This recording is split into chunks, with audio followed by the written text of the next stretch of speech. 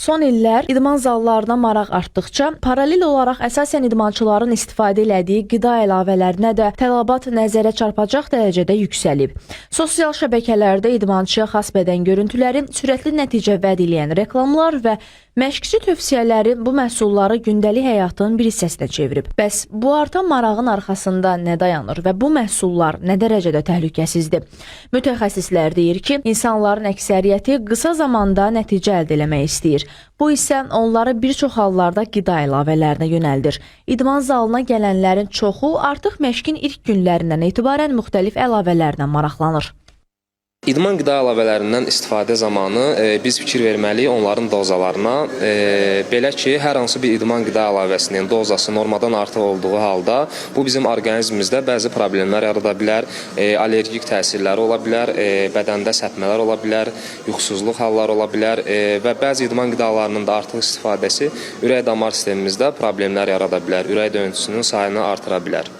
Həkimlər isə məsələyə daha ehtiyatla yanaşır. Onların fikrincə, qida əlavələri dərman vasitəsi deyil və onların nəzarətsiz istifadəsi sağlamlıq üçün risk yarada bilər. Xüsusilə böyrək, qaraciyər və ürək-damar problemləri olan şəxslər üçün bu məhsullar daha təhlükəlidir. Belə ki, bəzi əlavələr orqanizmdə əlavə yük yaradır. Maddələr mübadiləsini sürətləndirir və bu da uzun müddətli istifadədə müxtəlif fəsadlara yol aça bilər. Hətta bəzi qida əlavələri, bəzi idman qidaları birbaşa xərçəng yaratdığını göstərən elmi araşdırmalar var ki, ona görə də dediyimiz kimi, əgər hər hansısa bir idman qidası istifadə olunacaqsa, mütləq həkim nəzarətindən və yaxud da hər hansısa bir mütəxəssis tərəfindən, idman müəllimi tərəfindən olsun, bunlar məsləhətləşərək olmalıdır.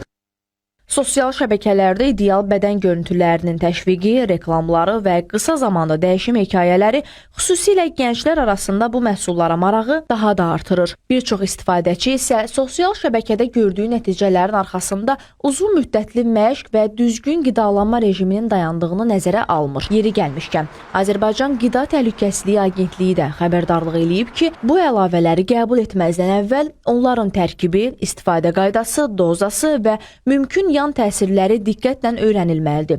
Əks halda ürək-damar problemləri, hormonal pozuntular, allergiya və həzm çətinlikləri kimi risklər yarana bilər. İstehlakçılar ilk növbədə məhsulun rəsmi qeydiyyatdan keçib-keçmədiyini və təhlükəsizlik baxımından qiymətləndirildiyini yoxlamalıdırlar.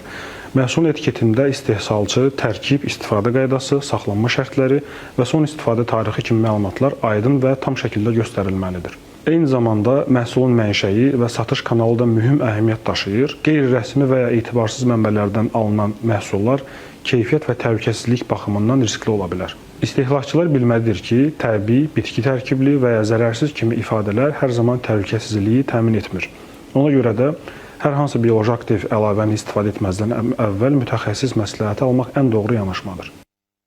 Eyni zamanda məhsullar yalnız etibarlı mənbələrdən alınmalı, etiket məlumatları yoxlanmalı və dövlət qeydiyyatından keçib-keçmədiyinə diqqət yetirilməlidir. Agentlik istehlakçıları bu məsələdə diqqətli olmağa, sahibkarları isə məsuliyyətli olmağa çağırır. Sahibkarlar məhsulların mənşəyi, tərkibi və təhlükəsizliyi barədə sənədləri təmin etməli, düzgün etiketləmə aparmalı və istehlakçıları yanıltmamalıdır. Qanun pozuntuları aşkar edilərsə tədbir görüləcək.